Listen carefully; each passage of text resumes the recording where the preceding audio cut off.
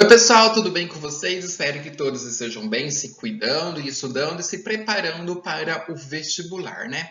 Hoje nós vamos dar início à nossa unidade número 11, que está lá na apostila de vocês, né, na página 189.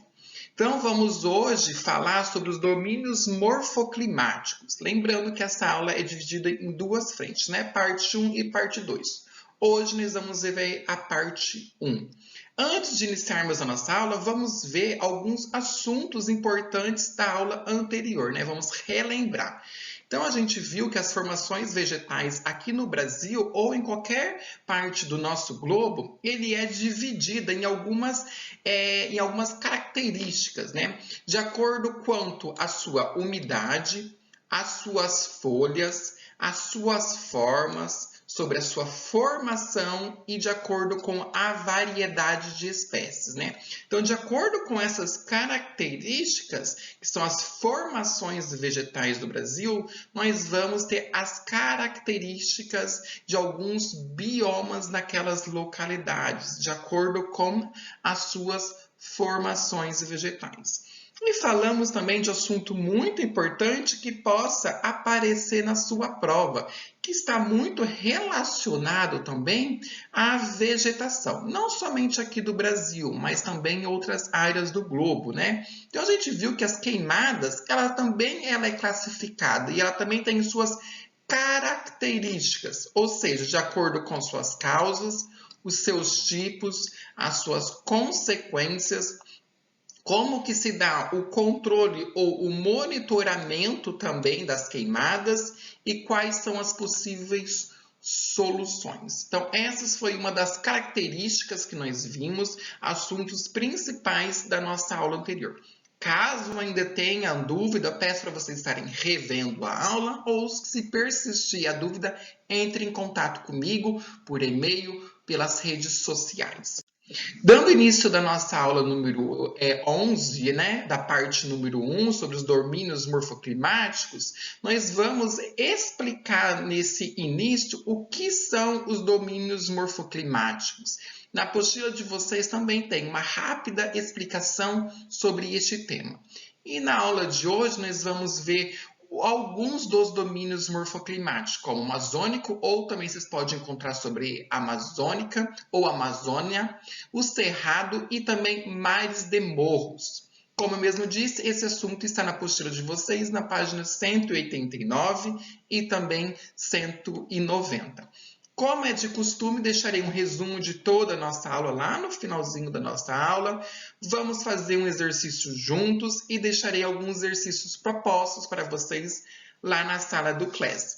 Lembrando também para vocês estarem fazendo os exercícios da apostila também, que ajuda na fixação do conteúdo. Dando início à nossa aula, vamos agora falar o que são os domínios morfoclimáticos, quem que criou, quem pesquisou, né? Então, os domínios morfoclimáticos, como eu coloquei aqui no slide, aqui para vocês, eu coloquei o livro, né, que foi Aziz Absaber, que é esse senhorzinho aqui muito simpático, né, que está com o livro na mão, que foi professor da USP também. Foi ele que acabou viajando, pesquisando aqui no nosso país e fez a classificação sobre os domínios da natureza no Brasil, suas potencialidades e suas paisagens, que é este livro que está disponível para vocês em vários sites também, né? Então foi ele que a partir deste momento fez as suas pesquisas, viajou, pessoal, mas na época que ele viajou não existia esses meios de transportes muitos modernos que nós encontramos hoje, né? Era bem diferente daquela época, né? Então ele foi viajando, foi o que catalogando, né? Foi escrevendo, foi desenhando, foi analisando as paisagens que ele encontrava nas principais partes do território brasileiro e ele desenvolveu, daí no caso, os domínios morfoclimáticos. Este daqui, pessoal, é o mapa do Brasil e o modelo como ele desenhou, como ele classificou os domínios morfoclimáticos. Então, numa prova de vestibular, do Enem, da UEL, ou qualquer outro que vocês forem fazer, vocês podem encontrar este mapa aqui também e alguns outros que eu vou apresentar durante a nossa aula, né? Então, o conceito de domínio morfoclimático, ele foi introduzido, ou seja, ele foi desenvolvido, pesquisado por Aziz Absaber na obra Os Domínios de Natureza no Brasil, Potencialidades Paisagísticas, né? Ou seja, foi a partir das suas pesquisas que depois ele desenvolveu este livro, né? Mas como que ele fez essa classificação, professor? Foi a partir dos aspectos como o clima, sua hidrografia, cada parte do nosso território, ou seja, nós temos as particularidades das nossas hidrografias, como a gente já viu em algumas aulas anteriores, como nós vamos ver em algumas aulas posteriores também. Ele também classificou a vegetação, o relevo e o solo. Ou seja, são várias características, são vários aspectos que, segundo Aziz Absaber, ele desenvolveu depois todos os domínios morfoclimáticos e fez as suas classificações, que são 6 grandes domínios morfoclimáticos catalogados por ele, mais as faixas de transição. São esses 6 domínios morfoclimáticos, mais a faixa de transição, que nós vamos ver nas nossas próximas 2 aulas. Nesta aula, nós vamos ver 2, como eu já disse para vocês, e depois nós vamos ver o restante nas próximas aulas também. Então, qual que é o nosso primeiro domínio morfoclimático desenvolvido a partir de Aziz Absaber, que é o amazônico, ou como mesmo disse, pode parecer amazônica ou pode parecer Amazônia também, tá bom? É as mesmas características, depende do autor, como eles escrevem, como eles descrevem, né, essas características, eles vão colocar um nome específico.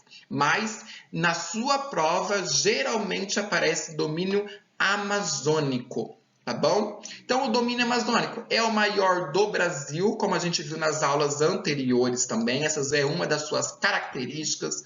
Os locais onde que está o domínio amazônico é de baixas latitudes e grandes depressões também.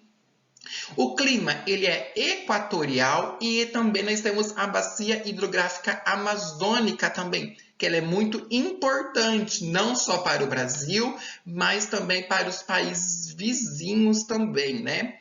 Ou seja, o seu solo também, como que é a característica do solo sobre o domínio morfoclimático amazônico? Ele tem um formato de grande parte de ser o quê? Um material mineral, ele é argiloso, ou seja, eles apresentam uma separação bastante nítida relativamente dos horizontes da cor. Lembre-se lá na aula da geologia, nós vimos, né, essas cores, as características, né, sobre os solos. Então, uma das características do solo que nós temos no domínio morfoclimático, amazônico, é o argissolo.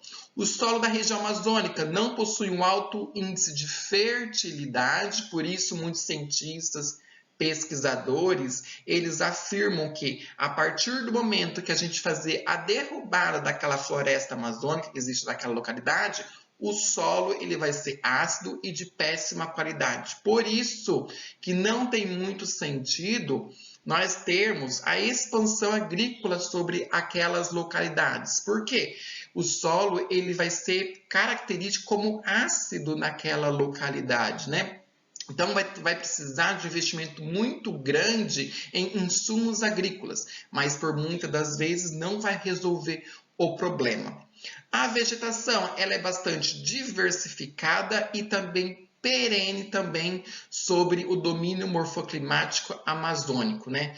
20% das águas que existe sobre os rios lá no domínio morfoclimático amazônico também, elas desaguam sobre os oceanos. O resto, pessoal, dessas águas, elas vão para o subsolo ou também existe o processo de evaporação. Lembre-se, a partir do processo de evaporação, né, das partículas das águas, nós temos as grandes quantidades de chuvas, né, os índices de pluviômetros muito elevados naquelas localidades. E um outro fator muito importante também sobre a evaporação, nós temos rios voadores. Lembre-se, é a umidade que vem da Amazônia e provoca grandes quantidades de chuva na região sul, sudeste e grande parte do centro-oeste. E até mesmo esses rios voadores, eles chegam até a Argentina, Paraguai e até a região norte do Uruguai. Então, é muito importante toda aquela floresta para nós termos a biodiversidade também preservada, além da gente ter também a distribuição regular de chuva em grande parte do Brasil também. Lembre-se, a vegetação nessas localidades, elas são heterogêneas também, e as plantas naquelas localidades, no domínio morfoclimático amazônico, como nós vimos nas aulas passadas, é latifoliados, ou seja, são folhas grandes e largas também, tá? E também nós temos outras características, como também existem as matas de igapó, também que nós vimos naquelas localidades, a mata de várzea também e a mata de terra firme também naquelas localidades. Por isso, nós temos grandes características, além também de algumas outras, como também a perennifólias, né, que são folhas verdes durante todo o ano, e também as ambrofilas, né, que são densas, úmidas e acaba tendo um grande sombreamento. Então, essas são as principais características sobre os domínios morfoclimáticos amazônicos. Como vocês mesmos viram, são uma grande revisão sobre as aulas anteriores, tá bom? Aqui, pessoal, eu trouxe algumas características para vocês estarem relembrando sobre o que é uma mata de igapó. Olha só, mata de igapó são as matas que ficam em áreas alagadas, ou seja, o ano todo eles ficam em áreas alagadas. A mata de várzea são áreas que ficam alagadas durante as épocas de enchente, ou seja, quando os rios eles enchem, épocas de chuva. Então, essas áreas elas ficam alagadas também. Vocês podem ver, pessoal, que próximo ao solo nós não temos grandes vegetações, ou seja, são áreas que ficam nitidamente alagadas em determinadas épocas do ano. E depois nós temos a terra de terra firme, né? A mata de terra firme, né? São as áreas que não ficam alagadas. Vocês podem ver que nós temos daí no caso uma vegetação que mais baixa, um pouco mais consistentes nessas áreas de mata de terra firme, tá bom? E aqui, pessoal, eu trouxe dois mapas. Durante essa aula, eu vou apresentar para vocês dois tipos de mapa. Um é daí no caso dos Aziz Absaber, que pode aparecer na sua prova, e um outro é do IBGE, daí no caso. Também é um mapa que aparece bastante nas provas quando cobram os domínios morfoclimáticos. Então, esse daqui sobre Aziz Absaber, o domínio morfoclimático, o domínio amazônico, são esse verde, é onde que está nesta área aqui, ó. Vocês podem ver, tá bom? Caso apareça na sua prova, esta é o domínio morfoclimático classificado de acordo com Aziz Absaber. Já que do IBGE, ele é muito parecido também, olha só, com verde, e ele é esta área aqui também, caso caia na sua prova também.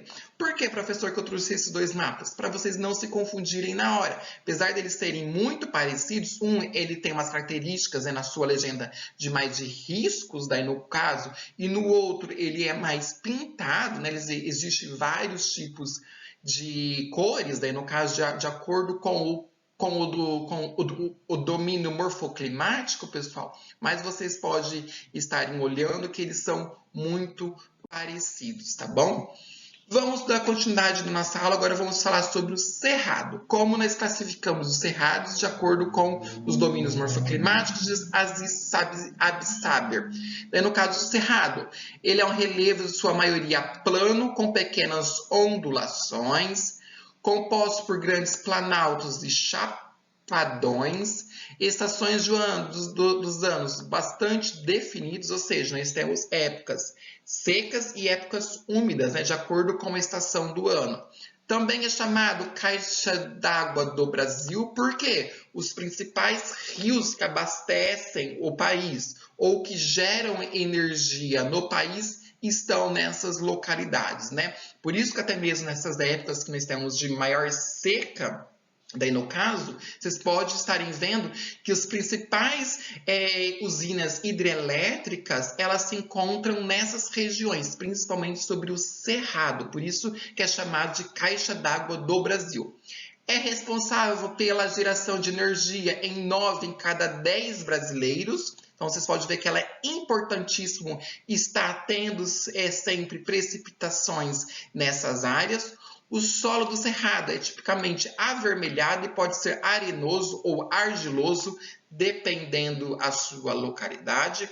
A vegetação consiste majoritariamente por arbustos em árvores baixas, como a gente falou nas aulas passadas. Os troncos têm cascas bastante grossas, aparência retorcida, as folhas costumam ser ásperas também. Além dessas características sobre o cerrado, pessoal, nós temos que lembrar que lá nós temos o latossolos, ou seja, são solos profundos, né? Ou seja, por que lá nós temos as queimadas e por muitas vezes as árvores, elas voltam, né? As plantas em geral, né? Elas voltam rapidamente, né? Elas crescem rapidamente, nós não temos grandes perdas por causa que os solos lá são muito profundos e as raízes são muito fundas. Ou seja, mesmo nós tendo né, algumas áreas de queimadas em uma determinada área, a vegetação ela consegue voltar sobre a sua origem, ela consegue crescer novamente. Lembrando assim, mesmo ela voltando, ela crescendo novamente naquelas localidades, a vegetação, ou seja, a grande biodiversidade, ela não consegue ser a mesma que era antes. Nós temos sim perdas de plantas, que algumas não conseguem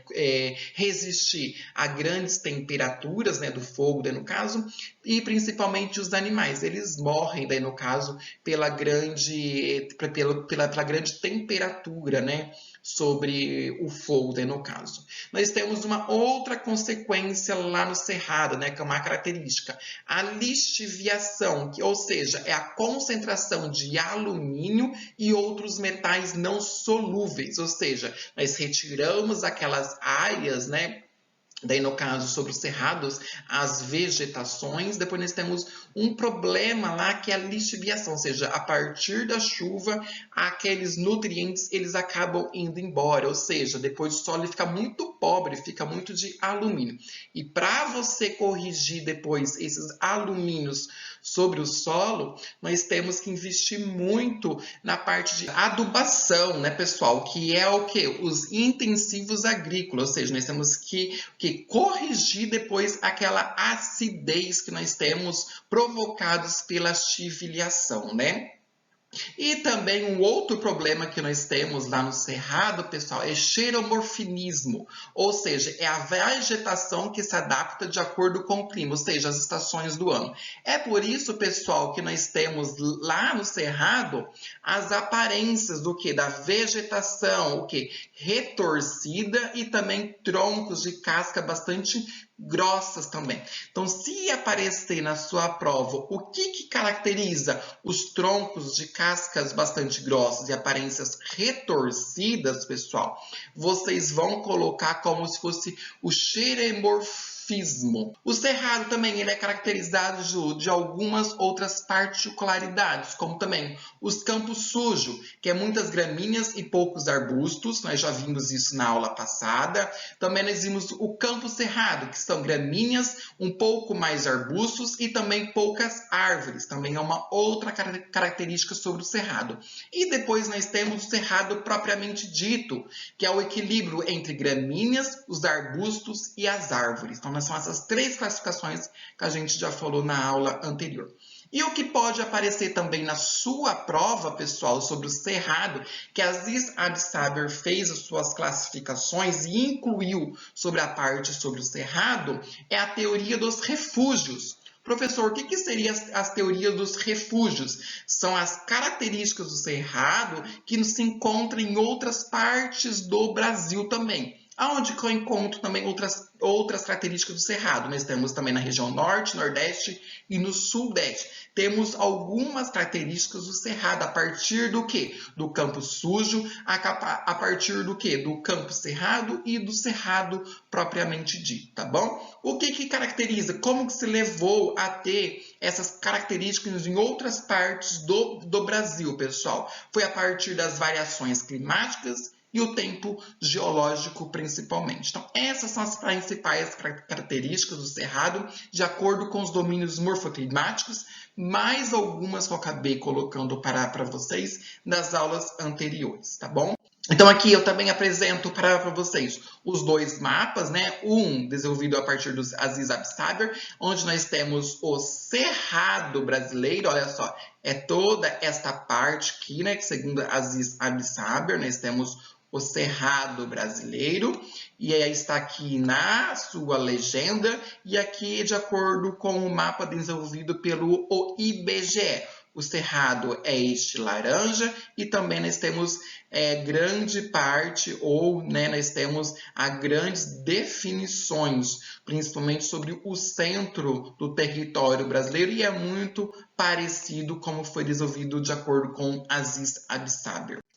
E os mares de morros, pessoal, o que seriam esses mares de morros? Compreende todo o litoral leste do Brasil, também chamado de relevo manelonar, ou seja, meia laranja. Como assim? Vocês podem ver que isso daqui é uma imagem característica sobre os mares de morros, ou seja, são meias laranjas, né, que a gente classifica, né? Vocês podem ver que são morros, né, mais baixos do que as montanhas, lembrando-se que as montanhas são maiores que os morros, tá bom? Ou seja, já houve aqui um desgaste de acordo com algumas condições climáticas, é por isso que nós dizemos meia laranja. Ou seja, pessoal, nós não temos aquela ponta como nós temos, por exemplo, no Andes, ou nas grandes montanhas, né, que são o quê? As rochas, elas ficam muito visíveis, né, sobre essas localidades. Já nesses mares de morros, pessoal, que é muito característico sobre o leste do território brasileiro, né,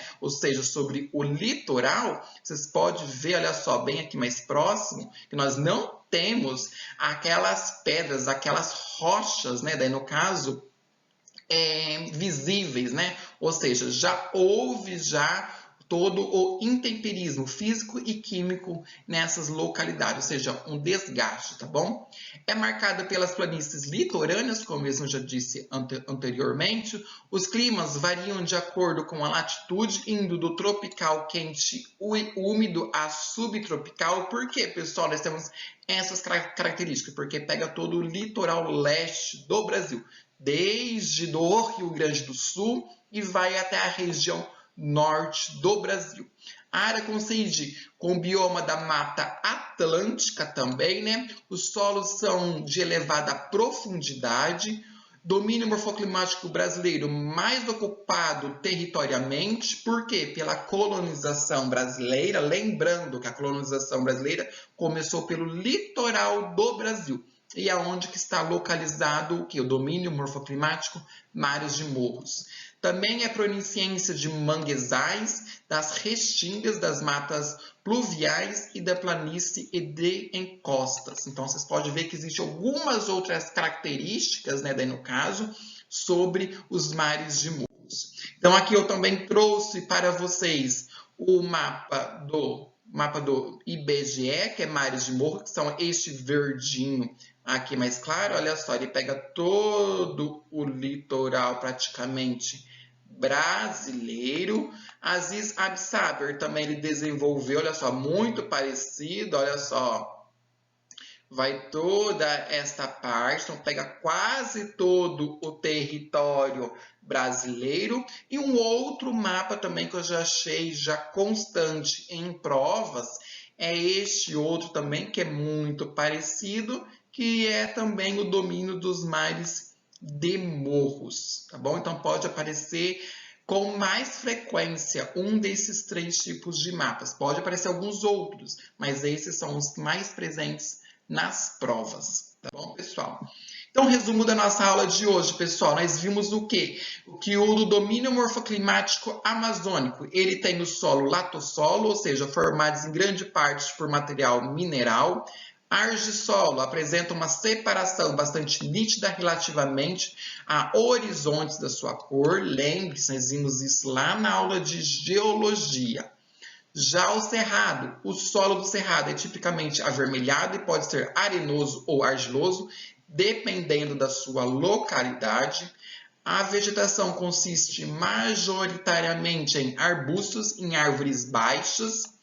Os troncos têm as cascas bastante grossas e aparência retorcida, e as folhas costumam ser ásperas. Lembre-se, isso é uma característica do que? Da teoria dos refúgios, desenvolvido por Aziz Absaber. Já os mares de morros, os solos são de elevadas profundidades. Também é proveniência dos manguezais, das restingas, das matas pluviais, das planícies e de encostas. Ou seja, são várias características que Aziz Absaber desenvolveu para se caracterizar o domínio morfoclimático de mares de morros. Uma questão de vestibular, como cai esse conteúdo na minha prova? Vamos ver a questão do Enem. Ele dá um texto falando sobre um tipo, de domínio morfoclimático brasileiro. E ele quer saber qual é o domínio predominante no texto. Então, vamos ver qual que é o texto, Neste domínio, predominam os planaltos antigos, então a gente já grifa isso, intensamente desgastados, também já grifando isso, e aplainados, do processos erosivos, que caracterizam como um dos domínios brasileiros de formação mais antiga, tanto do ponto de vista geomorfológico quanto biológico. Nele predominam os solos bem desenvolvidos, com grau de elevado acidez que exigem a adoção de métodos corretivos, como a calagem, para viabilizar a produção agrícola. Calagem, pessoal, o que é calagem, pessoal? São o quê? Os adubos que nós colocamos, adubos fertilizantes agrícolas, que os agricultores compram, daí no caso nas cooperativas, para estar fazendo a correção, principalmente sobre a acidez do solo. Então, daí ele te dá alternativos: cerrado, amazônico, pradarias, caatinga, faixas de transição do meio norte. Então, pare esse vídeo, faça a questão, depois vocês voltam para ver a resposta correta. Então, a resposta correta, pessoal, é o cerrado. Então, a gente viu isso agora há pouco, alguns minutos atrás, que eles utilizam, aqui como o texto trouxe, mas em outras palavras, mas tem o mesmo significado de fertilizantes, a calagem. Quando falar de utilização de calagem ou a utilização de fertilizantes agrícolas, é o cerrado, pessoal. Por quê? Eles precisam diminuir o quê? Aquela acidez, o quê? O metal, principalmente, para o desenvolvimento agrícola naquelas localidades. Mas o texto em si, ele trouxe algumas outras características, como o método corretivo, solos bem desenvolvidos, desgastados, processos erosivos. Lembre-se, processos erosivos, porque a partir do momento que você tira uma vegetação de uma determinada área, vai ter processos erosivos, ou seja, a lixiviação, que eu também falei agora há pouco também. Elevada acidez, como eu falei, eles usam a calagem. Tá bom? Por isso que é o cerrado. Então, o amazônico não pode ser. As padarias a gente ainda não tinha falado ainda. A caatinga também não. E nem a transição do meio norte, que vai ser os tópicos da nossa próxima aula. Então, o que nós vamos ver na nossa próxima aula, pessoal? Vamos continuar com o nosso assunto, que é os domínios morfoclimáticos, mas vai ser a parte 2. Aí sim, nós vamos falar sobre a caatinga, araucária, domínio de pradarias e faixas de transição. Tá bom? Aí nós vamos já fechar na próxima aula os 6 domínios morfoclimáticos, mais as faixas de transição desenvolvida pelo Aziz Absaber. Até na próxima aula, pessoal. Faça os exercícios da sua apostila, leia a sua apostila também. Faça os exercícios que eu deixo lá na sala do Class, que são questões objetivas. Veja e reveja essas aulas quantas vezes forem necessárias. Caso haja necessário, entre em contato comigo pelo e-mail ou pelas redes sociais também. Desejo a todos uma ótima semana, bons estudos. Precisando de alguma ajuda, eu estou à disposição. Então, até mais. Tchau, pessoal!